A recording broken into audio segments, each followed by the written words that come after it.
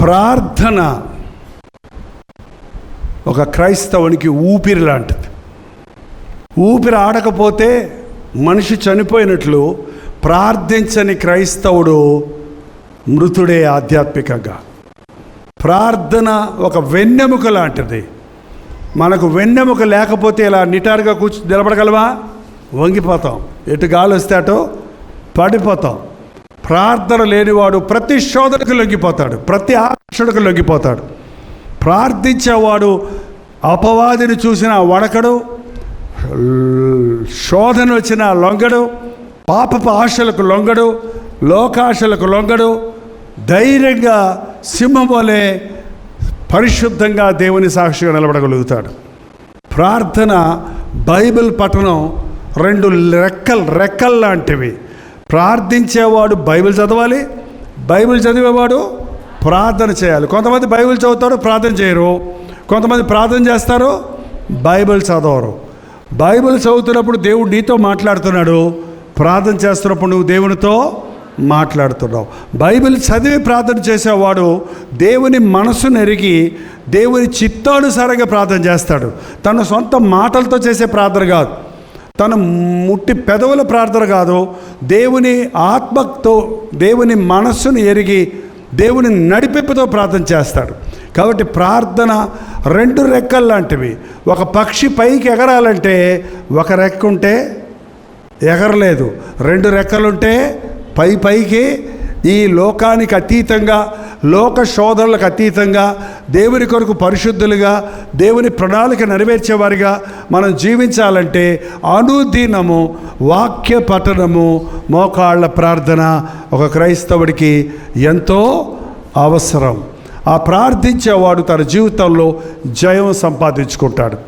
ప్రార్థనలో ఇంత శక్తి ఉంది, ప్రార్థనలో ఎంత ప్రభావం ఉంది, ప్రార్థన ద్వారా ఎన్నెన్ని సాధ్యమని చెప్పుకుంటూ పోతే ఈ రాత్రంతా చాలదు. ప్రార్థనలో విజయం ఉంది అని నమ్మిన వాళ్ళందరూ హల్లెలూయా చెప్పండి. మరి ఎందుకు మీరు ప్రార్థన చేయరు? ప్రార్థనలో శక్తి ఉంటే, ప్రార్థనలో స్వస్థత ఉంటే, ప్రార్థనలో విజయం ఉంటే ఎందుకు ప్రార్థన చేయరు? ప్రార్థన చేసుకున్నావా అని మీ బిడ్డల్ని ఎందుకు అడగరు? ప్రార్థన చేసుకుందాం రండి అని మీ ఇంటిలో పిల్లలందరినీ అన్నాళ్ళకి రండిరా తిని పొండిరా అంటారు. కానీ ప్రార్థన చేసుకుందాం రండిరా, కుటుంబ ప్రార్థన చేసుకుందాం అని ఎందుకు అనరు? కుటుంబ ప్రార్థన సమయంలో దేవుని దూతలు నీ ఇంటి మీదకి వస్తాయి. నీ ఇంటిలో ఏ హాని లేకుండా, ఏ రోగం లేకుండా, ఏ దురాత్మ శక్తుల ప్రభావం లేకుండా పరిశుద్ధాత్మని సన్నిధి నింపబడుతుందని మీరు నిజంగా ఎరిగితే హాస్పిటల్ పాలు, మందుల పాలు, రోగాల పాలు, అనవసరమైన గొడవలు, మనసులో వేదనలు, గంటలు గొడవలు పెట్టుకొని తిట్టుకుంటూ కూర్చుంటారు చూడండి రాత్రులంతా. ప్రార్థన చేసే వాళ్ళకి ఇంటిలో సమాధానం ఉంటుంది, ఆశీర్వాదం ఉంటుంది. ప్రార్థన ప్రాముఖ్యత ఎరిగినప్పుడు ఎందుకు చెయ్యరు? చాలామంది క్రైస్తవులకి వాళ్ళ ఉన్న ఒకే లోటు ప్రార్థన. ఎందుకు చేయరంటే సాతానుకి ప్రార్థన చేసే వాళ్ళని చూస్తే ఊరుకోడాడు. ప్రార్థన చెయ్యనివాడు సాతాను. ప్రార్థన చేయనప్పుడు నీ గదిలోనికి వెళ్ళి, వంటగదిలోకి కాదు, ఎక్కడ నీ గదిలోనికి వెళ్ళి తలుపు వేసుకొని రహస్యమంతుని దేవునికి ప్రార్థన చేయి. నేను ప్రార్థన చేసుకుంటున్నాను, పిల్లలతో చెప్పు, అదిగో అన్నం వండేసాను తినేయండి, ఈ వారితో చెప్పు, ఇదిగోండి మీకు సిద్ధపరిచాను వడ్డిస్తాను తినేయండి, నేను వెళ్ళి ప్రార్థన చేసుకోవాలి. అన్ని బాధ్యతలు ముగించి నువ్వు వెళ్ళి ప్రార్థన చేసుకుంటే ఎంత గొప్ప ఆధ్యాత్మిక శక్తి నీకు కలుగుతుందో, నీ మూలాన నీ ఇంటి వారందరికీ ఎంత దీవెన వస్తుందో. దేవుని కంచె నీ ఇంటి చుట్టూ ఉంటుందండి. పురుషులు ప్రార్థన చేయాలా, స్త్రీలు ప్రార్థన చేయాలా? అరుణోదయమున లేచి యోబు తన బిడ్డల నిమిత్తమై బలి అర్పించాడు. ఆ రోజుల్లో బలి అంటే ప్రార్థనే. ఏంటంటే ఇప్పుడు దేవునికి ఇష్టమైన బలి అంటే గొడ్లు ఎడ్లు కాదు. ఏంటానికి ఇష్టమైన బలి? విరిగి నలిగిన హృదయము. దేవుని సన్నిధిలో మనం అప్పగించుకున్నప్పుడు సాతాను ఎలా జొరబడాలని చూసింది ఆ ఇంట్లోనికి, కుదరలేదు. కాబట్టి దేవుని దగ్గరకు వచ్చి చెప్పుకుంది, నువ్వు అతని ఇంటి చుట్టూ కంచె వేసావు కదా, అతను నువ్వు కాపుదల కాసావు కదా, అందుకే నేను నమ్ముకున్నాడు అనేదో సవాలు చేసింది. దేవుని ప్రార్థించే వారి ఇళ్ళ చుట్టూ దేవుని కంచె ఉంటుందండి. నీ పక్కన 1000 మంది పడ్డా, నీ కుడి ప్రక్కన 10,000 మంది కూలినా ఏ అపాయమో నీకు రాదు. ఏ తెగులు నీ గుడారమును సమీపించదు. పగలు వచ్చే జబ్బు, రాత్రి వచ్చే జబ్బు, బాబా ఎన్ని రకాల మధ్యాహ్నం పాడు చేయి రోగము నీకు రాకుండా దేవుడు కాపాడుతాడన్నాడు. మనకు అన్నీ తెలుసు, కానీ ఒకటే మనం చేయటం లేదు. ఏంటన్నది? ప్రార్థన. ప్రార్థనకు ఆటంకాలు కలుగుతున్నప్పుడు అది సాతాను వలన కలిగిందని గుర్తించి దాన్ని ఎదిరించగలిగితే, ప్రార్థనకు ప్రాముఖ్యత ఇస్తే, నేను ఎప్పుడు చెప్పేది ఏంటంటేనండి, ఎప్పుడైనా సరే మొదట ప్రార్థన, తర్వాత పని. మొదట ప్రార్థన చేయండి. టైం మిగిలితే ప్రార్థన చేసుకుంటాం అనుకోవద్దు, మిగలుతాం. చివరిలో ప్రార్థన చేసుకుందాం అనుకోవద్దు, ఏం అవ్వదు. నువ్వు మొదట నా నీతిని, రాజ్యాన్ని వెతకండి, అప్పుడు ఇవన్నీ మీకు. మీరు ఇంట్లో నుంచి బయటకు వెళ్తే ప్రార్థన చేసుకెళ్తారా అంటున్నారు. ఏంటి ముఖ్యమైన రిజిస్ట్రేషన్కి వెళ్ళినప్పుడా? లేకపోతే 10,000 రూపాయలు చేతిలో ఉన్నప్పుడు ప్రభా ఎవడో దొంగోడు రాకుండా చేయని ప్రార్థన చేసుకుంటారా? లేకపోతే ప్రతిసారి బయటికి వెళ్ళినప్పుడు ఆయన రాకపోకలేదు నన్ను కాపాడు, నీ సన్నిధి నాతో రాని ఎడల నన్ను తీసుకొని పోకు. అమెరికా వెళ్ళటానికే కాదండి, పక్కన రోడ్డు మీదకి వెళ్ళటానికి కూడా దేవుని కాపుదల మనకి కావాలి. ఇంటి ఎదురుకుంటే రోడ్డు దాటుతూ యాక్సిడెంట్ అయి చచ్చిపోయిన వాళ్ళు ఉన్నారు తెలుసా మీకు? రహదారి మీద కాదు, మన ఇంటి ముందు ఈ పక్క నుంచి ఆ పక్క దాటుతూ బైక్ వచ్చి కొట్టి గుద్దేసిందని, లేకపోతే పిల్లలు చచ్చిపోయారని చెప్పి ఏడ్చేవాళ్ళు, బాధతో వేదనతో కురిగే వాళ్ళు ఎందరో ఉన్నారండి. నీ కాలికి రాయి తగలకుండా కాపాడుతాను. సో ప్రార్థనకు ప్రాముఖ్యత ఇవ్వండి. మీరు ఏ పని చేసినా, మీరు వంట చేస్తున్నప్పుడు కూడా మొట్టమొదట పొయ్యి వెలిగిస్తారా, ప్రార్థన చేస్తారా? ఏంటి పొయ్యి దగ్గర కూర్చొని ప్రభా రాత్రి అంతా కాపాడావని గంటసేపు ప్రార్థన చేశారనుకోండి, ఇంట్లో పిల్లలు ఆయన వచ్చేస్తారు, అందరూ ఏం పెట్టవా మాకేమీ. పరీక్షలకు వెళ్తున్నప్పుడు, ఇంటర్వ్యూలకు వెళ్తున్నప్పుడు, మీ బుక్స్ తీసి చదువుకుంటున్నప్పుడు, మంచి చదువు మీకు రావాలంటే మొదట బైబిల్ చదవండి. ఒక్క వచనం చదవండి పోనీ, టైం లేకపోతే ఒక అధ్యాయం చదవండి పోనీ. మీకు గుండెల్లో మంట పుట్టే వరకు, దేవుడు నాతో మాట్లాడాడు అనే నమ్మిక వచ్చే వరకు మాట చదివి ఒక ప్రార్థన చేయండి. ఆ రోజులో చేసేవన్నీ కూడా దీవించబడతాయి. ప్రార్థన చాలా ప్రాముఖ్యమైంది. ప్రార్థనలో శక్తి ఉందని అందరికీ తెలుసండి, కానీ ప్రార్థన చేయడానికి టైం లేదంటారు కొంతమంది, కుదరడం లేదంటారు కొంతమంది. పిల్లలతో ఎక్కడండి, ఆయనతో ఎక్కడండి, ఉద్యోగం అండి, అదండి, ఏమన్నా సాకులు చెప్పొచ్చు. కానీ నీ మొదటి సమయం దేవునికి ఇస్తే దినమంతటిని చక్కగా అరేంజ్ చేసుకోవడానికి, నీవు ఏ సమయంలో ఏది చేయాలో అది చక్కగా ముగించుకోవడానికి నీవు చేయనదంతా ఏమవుద్ది? సఫలమవుతుంది. మీ ప్రార్థన రాకపోతే లేవకండి మోకాళ్ళ మీద నుంచి. మాటలు లేకపోతే మూలగంటి దేవుడి సందులో మన మూలుగులు కూడా దేవుడు మాటల ప్రార్థన కంటే మూలుగల ప్రార్థనకు వెంటనే జవాబిస్తాడు దేవుడు. ఇశ్రాయేలీయులు ఐగుప్తు బానిసత్వంలో మూలిగారంట, నిట్టూర్చారంట. వారి మూలుగులు విని వారి కొరకు మోషేని పంపించి అద్భుతాలు చేసి వారిని ఐగుప్తులో నుంచి బయటికి రప్పించాడు. నీ సంకటాలు, నీ సమస్యలు, నీ అనారోగ్య పరిస్థితులు ఏమైనప్పటికీ ఒక్కటే మందండి, మోకాళ్ళ ప్రార్థన. యేసు క్రీస్తు నామములో అసాధ్యమైంది ఏది లేదండి. ప్రతి దానికి మొదట ప్రార్థనతో పని ప్రారంభించాలి, ప్రార్థనతో ప్రయాణం ప్రారంభించాలి. మనం దీర్ఘ ప్రార్థనలు చేయక్కర్లేదండి, ఓ చిన్న ప్రార్థన చాలు. బైబిల్లో చాలా షార్ట్ ప్రేయర్స్ ఉన్నాయి, చాలా చక్కగా ఆన్సర్ చేయబడ్డాయి. కొన్ని షార్ట్ ప్రేయర్స్ మీకు నేర్పిస్తాను, నేర్చుకుంటారా?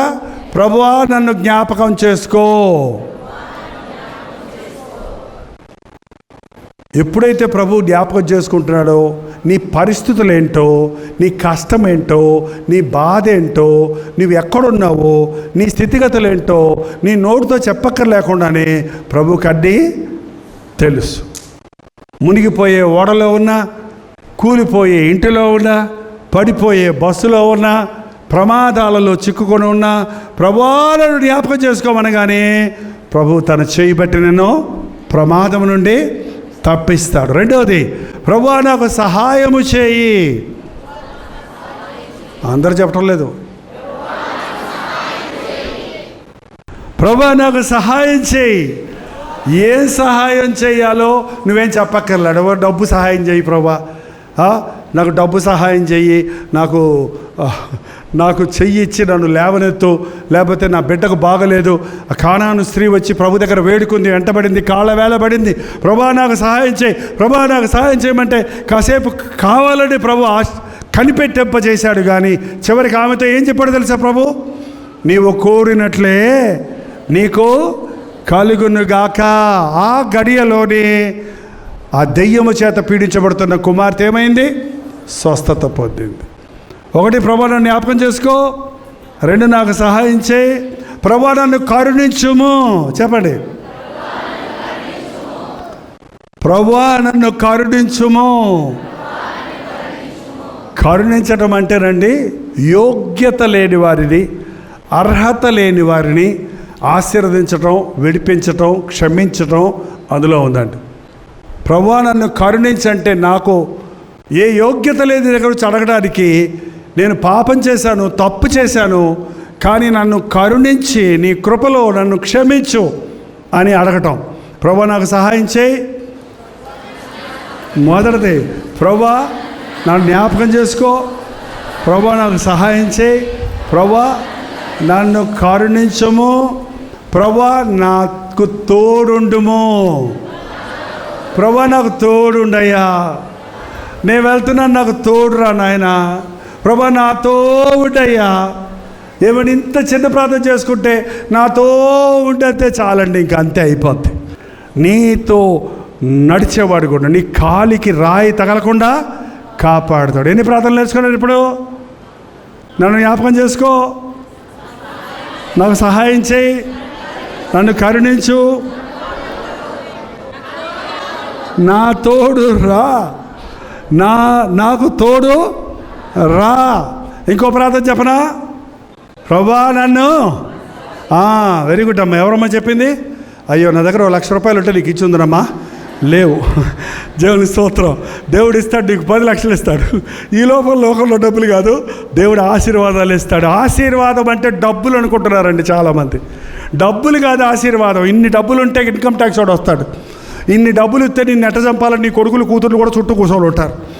నీకు తెలుసా తెలీదా? ఈ రోజుల్లో ముసలాడు ఎప్పుడు చేస్తావు, మాకు డబ్బులు ఇవ్వా అని ఒక ఆయన వచ్చి ఏడుస్తున్నాడు. మా బిడ్డలు వచ్చారండి, ఎంతో ప్రేమ చూసి, అమ్మ చచ్చిపోయిందని, ఆయన నీకు ఎవరు తోడు, మేము అందరం ఉన్నామన్నారండి. డబ్బులు వచ్చినాయి అని తెలిసినాయండి, అందరికీ పిల్లలు డబ్బులు ఇచ్చేసి పంపించేశానండి, అందరు డబ్బులు తీసుకొని వెళ్ళిపోయారండి, నాకు ఎవరు బొవ్వ కూడా పెడతలేదండి అంటున్నాడు. ఎంత భయంకరం అండి. మీరు ఆస్తులు సమకూర్చి మీ బిడ్డలకి ఇవ్వకపోవచ్చు, కానీ మీరు ఆశీర్వాదం పొందితే ఆశీర్వాదాలు 1000 తరముల వరకు నేను వారిని ఆశీర్వదిస్తానన్న దేవుడు నిజమైన దేవుడు అండి. దేవుడನ್ನು ఆశీర్వదించిన ఆయన. అది ఇది కావాలని అవసరం లేదండి. ఈ 5 ప్రార్థనలు ఇంకా చాలా ఉన్నాయి, మనకు టైం ఉంది, మనం ప్రార్థన చేయాలి. ఈ 5 ప్రార్థనలు మీరు ఇంకా ఆత్మలో ప్రార్థించేవారైతే ఇప్పుడు ప్రార్థిస్తుండగానే, నన్ను స్వస్థపరచు, నీకు ఇష్టమైతే నన్ను శుద్ధునిగా చేయి అన్నాడు కుష్ఠరోగి వచ్చి.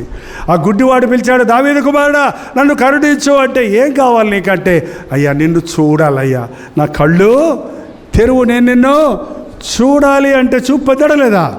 అంతే. నీ అవసరత ఏదైనా సరే ఒక్క మాటలో చెప్పినా కూడా ప్రభు వివరించాల్సిన పని లేదండి, ఎక్స్ప్లెయిన్ చేయాల్సిన పని లేదు. ఎందుకంటే మన సంగతి బాగా బాగా బాగా మీ అమ్మకు తెలియదు, మీ నాన్నకు తెలియదు, నీ ఫ్రెండ్కి తెలియదు, నీ భార్య తెలియదు, నీ భార్యకు తెలియదు, నీ ఫ్రెండ్కి తెలియదు, నీ భార్యకు తెలియదు, భర్తకు తెలియదు, ఎవరికి తెలియదు భూలోకంలో. నీ సంగతి బాగా ఎరిగిన వాడు, నిన్ను సృష్టించిన సృష్టికర్త, నేను రక్తమిచ్చి కొన్న రక్షణకర్త అయిన ప్రభు అయిన యేసుక్రీస్తు. ఆయన నామములో మనం ఏది అడిగినా ఆయన ఇస్తానన్నాడు. ఎవరిని అడుగుతున్నాం మనం? తండ్రిని అడుగుతున్నాం. ఏ నామంలో అడుగుతున్నాం? యేసు నామములో అడుగుతున్నాం. అడుగుడి మీకు ఇవ్వబడను. ఈ రాత్రి ఇక్కడ ఏ కొరతలతో మీరు వచ్చారో, ఏ పరిస్థితుల్లో స్థితిగతుల్లో మీరు ఉన్నారో, ఇక్కడ లైవ్లో జూమ్లో ఉన్నవారు కూడా మీరు ఏ అవసరతలో ఉన్నారో నాకు తెలియదు, కానీ మనందరికీ కొరతలు ఉన్నాయి, అవసరతలు ఉన్నాయి. అవి అనుదినము కొత్తగా పుడుతూ ఉన్నాయి. ఏదో ఒకటి కొత్తది ఇవాళ తీరిందంటే సరిపోదు, రేపు మళ్ళీ ఆకలేస్తుంది కదా, రేపు మళ్ళీ బతకాలి కదా, రేపు మళ్ళీ ముందుకు సాగాలి కదా. సో అనుదినము దేవుడు మన భారాలు భరిస్తున్నాడు, వాటన్నిటినీ తీరుస్తున్నాడు. కాబట్టి ఇంకా నా దగ్గర అయిపోయింది, ఇంకా నా ఆశీర్వాదాలు ఇప్పటికే చాలామందికి ఇచ్చేశాను, మీకు ఇవ్వడానికి లేదు అనేవాడు కాదండి. ఆయన సర్వ సమృద్ధి కలిగిన దేవుడు. ఇప్పుడు మీరందరూ మోకరిస్తే కొంతమందికి తట్టుకోలేక మీరు ప్రార్థన మానేస్తున్నారు. అందును బట్టి నిలబెడుతున్నానండి. అంటే నేను వచ్చి చేయబెట్టుకొని నిలబెట్టాలని చూస్తున్నారా ఏంటి? నిలబడండి. మోకరించినప్పుడు కాళ్ళు ఊగుతాయండి, నిలబడ్డప్పుడు చేతులు ఎత్తాలి. చేతులు ఎత్తి ప్రార్థన చేద్దాం. మీరే చేయాలి, నేనేం మాట్లాడకుండా ఊరుకుంటాను. కొన్ని నిమిషాలు మీ మనసు తెరిచి నన్ను జ్ఞాపకం చేసుకో, నాకు సహాయం చేయి, నాకు తోడురా, నన్ను కరుణించు, నన్ను ఆశీర్వదించు, నన్ను స్వస్థపరచు, నన్ను రక్షించు, నన్ను కాపాడు. ఒక్క మాటలో నీవు చేసే ప్రతి ప్రార్థన దేవుడు వింటున్నాడు. అడిగి ఊహించని దానికంటే అద్భుతమైన జవాబులు నీకు ఇవ్వబోతూ ఉన్నాడు. ప్రతి ఒక్కరూ ప్రార్థన చేద్దాం. నువ్వు కావాలయ్యా, నాకు నువ్వు కావాలేసయ్యా, నా సమస్యలు తీర్చయ్యా, నా సంకటాలు కుదుర్చయ్యా. నా భర్త పరస్త్రీ వ్యామోహంలో ఉన్నాడయ్యా, నా భర్త నన్ను విడిచిపెట్టాడయ్యా, నా భార్య నా మీద కేసు పెట్టిందయ్యా, విడాకుల సమస్యతో సతమతమవుతున్నామన్నవారు, న్యాయాధిపతులు న్యాయం తీర్చలేరు, న్యాయాధిపతి అయిన క్రీస్తు సింహాసనాసీనుడై ఉన్నాడు. మనుషుల హృదయాలు మార్చగలిగిన వాడు, కఠినలను మార్చగలిగిన వాడు, విరిగిన కుటుంబాలను కట్టగలిగిన వాడు నీకు ఒక అద్భుతం జరిగిస్తాడు. నోరు తెరిచి ప్రార్థన చేయండి. ప్రతి ఒక్కరూ నోరు తెరిచి ప్రార్థన చేయండి.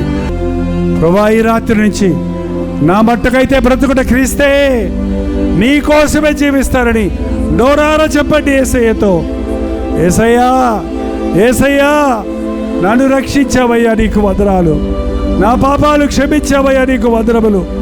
నన్ను స్వస్థపరిచావయ్యా, నీకు వందనములు. నీకోసమే బ్రతుకుతానయ్యా, లోకంలోనికి ఇక పోనయ్యా, పాపానికి లొంగనయ్యా, సాతానుకు లోబడనేసయ్యా, నన్ను బలపరచని ప్రభువుని అడగండి. ఈ ఒక్కసారి నన్ను జ్ఞాపకం చేసుకోమని సంసోను పశ్చాత్తాపడ్డప్పుడు దేవుడు అతనికి తోడయ్యండి గొప్ప కార్యాలు చేయడానికి సహాయం చేశాడు. నీకు సహాయం చేస్తాడు. ప్రతి ఒక్కరు నోరు తెరవండి. కొద్ది క్షణాల్లో మనం వెళ్ళిపోతున్నాం. పరిశుద్ధాత్ముడు నిన్ను దర్శించే సమయం ఇది. నీ హృదయానికి సేద తీర్చే సమయం ఇది. నీ కుటుంబానికి నిన్ను ఒక ఆశీర్వాదకరంగా చేయాలని, నీ చుట్టూ వారికి నీవు ఒక దీవెనకరంగా మారాలని దేవుడు ఆశిస్తున్నాడు. ఏంటి నీ బాధ? ఏది నీ సమస్య? దేవునితో తీర్మానం చేయి. ఈ రోజు నుండి ప్రార్థనే నాకు జవాబయ్యా. నా బాధలన్నీ ప్రార్థనలో దింపుకుంటానయ్యా. ప్రతిరోజు ప్రార్థనతో దినచర్య ప్రారంభిస్తా, ప్రతిరోజు ప్రార్థనతో ముగిస్తా. నువ్వు నాకు తోడుండేసయ్యా, నువ్వు నాకు సహాయం చేయేసయ్యా, నువ్వు నన్ను జ్ఞాపకం చేసుకోయేసయ్యా, నువ్వు నన్ను నా మీద కృప చూపించేసయ్యా, నన్ను ఆశీర్వదించేసయ్యా అని నోరారా ప్రార్థన చేద్దాం. ప్రతి ఒక్కరూ 2 సార్లు చేతులు పైకెత్తి చివరిగా నోరారా మీ ఇష్టం వచ్చిన ప్రార్థన, పరిశుద్ధాత్ముడు మిమ్మల్ని ఏ విషయంలో ప్రేరేపిస్తున్నారో ఆ ప్రార్థన ఒక 2 మాటల్లో చేయండి. దేవుడు వింటున్నాడు, జవాబిస్తానికి సిద్ధంగా ఉన్నాడు. పరిశుద్ధుడా, ప్రేమగల తండ్రి, ఒక్కసారి మమ్మల్ని చూడయ్యా. ఎంతో మందిని ఆహ్వానించిన, నీవు ఆకర్షించుకున్నవారు, నీవు ఏర్పరచుకున్నవారు, నీవు పిలుచుకున్నవారు ఇక్కడ ఉన్నారేసయ్యా. వీరొక్కొక్కరిని నీవు చూడయ్యా. వారి హృదయాలలో ఉన్న పరిస్థితిని నువ్వు చూడు నాయన. స్వస్థత కావలసిన వారికి స్వస్థతను, రక్షణ కావలసిన వారికి రక్షణను, దీవెన కావలసిన వారికి దీవెనను, విడుదల కావలసిన వారికి విడుదలను అనుగ్రహించినందుకు వందనములయ్యా. మా ప్రార్థనలు విన్నామని విశ్వసిస్తున్నామయ్యా. ఇది మొదలుకొని నేను మిమ్మల్ని ఆశీర్వదించదను అన్న వాగ్దానంతో మమ్మల్ని ఇక్కడి నుంచి పంపించము తండ్రి. లైవ్లో చూస్తున్న వారిని దర్శించము నాయన. నీవిచ్చిన అవకాశాలు ఉపయోగించుకొని ఒక ఉన్నతమైన మెట్టుకు ఎదుగుటకు సహాయం చేయము. సోషల్ మీడియా ద్వారా వాక్యం వింటూ వేరే వేరే స్థలాల నుంచి ఈ రాత్రి ప్రార్థనలో ఉండడానికి వచ్చిన ప్రతి ఒక్కరిని చూడయ్యా, దీవించి పంపించు నాయన, ఆశీర్వదించి పంపించుము నాయన. నీ సాక్షులుగా మేము తిరిగి వెళ్ళడానికి సహాయం చేయము. తిరిగి మా గృహాలు చేరినప్పుడు సమృద్ధి చూడడానికి, విడుదల చూడడానికి, సమాధానమును చూడడానికి మాతో రానాయన. చక్కయ్యా, నేడు నేను నీ ఇంట ఉండవలసి ఉన్నదన్న మాట తండ్రి పేరు పేరున ఇక్కడున్న ప్రతి ఒక్కరితో చెప్పయ్యా. మేము మా ఇంటికి వస్తే మా ఇంటికే రక్షణ అయ్యా. జక్కయ్య ఇంటికి రక్షణ వచ్చింది, మా గృహాలకు రక్షణ దయచేయి, మా బిడ్డలకు రక్షణ దయచేయి. మా కుటుంబంలో ఉన్న పెద్దలు చిన్నలు ప్రతి ఒక్కరూ యేసే రక్షకుడని గుర్తించినట్లుగా పరిశుద్ధాత్మ కార్యమును జరిగించుము. నా యొద్దకు వచ్చేవారు నేను తోసివేయనన్నావు, నిన్ను ఆశ్రయించిన వారిని విడిచిపెట్టనన్నావు.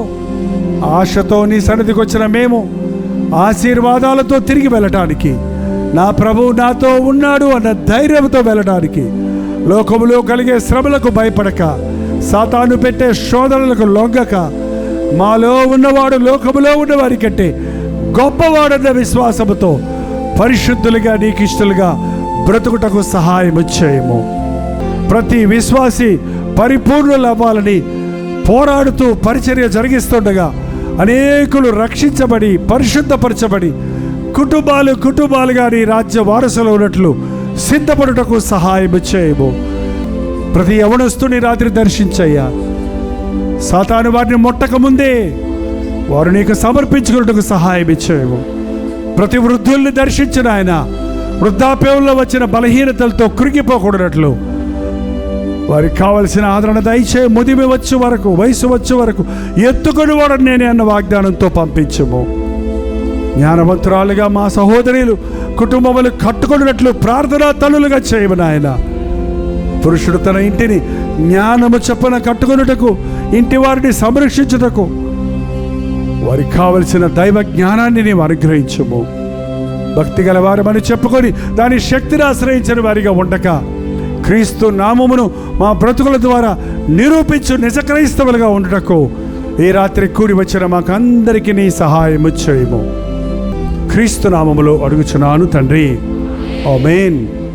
మన తండ్రి అయిన దేవుని యొక్క ప్రేమయు, కుమారుడైన క్రీస్తు యొక్క కృపయు, ఆదరణకర్త అయిన పరిశుద్ధాత్మ యొక్క సహవాసము కూడి వచ్చిన మనందరికీ, లైవ్లో ఏకీభవిస్తున్న మీకందరికీ ఇప్పుడును సదాకాలమును తోడై ఉండను గాక. ఆమేన్, ఆమేన్, ఆమేన్. అందరికీ వందనాలండి. లైవ్లో ఉన్నవారికి కూడా వందనాలు. మీ పేరు ఊరు లైవ్ చాట్లోకి వచ్చి టైప్ చేయకుండా వెళ్ళిపోకండి. God bless you all. Good night. అందరికీ వందనాలు. గుడ్ నైట్ అండి.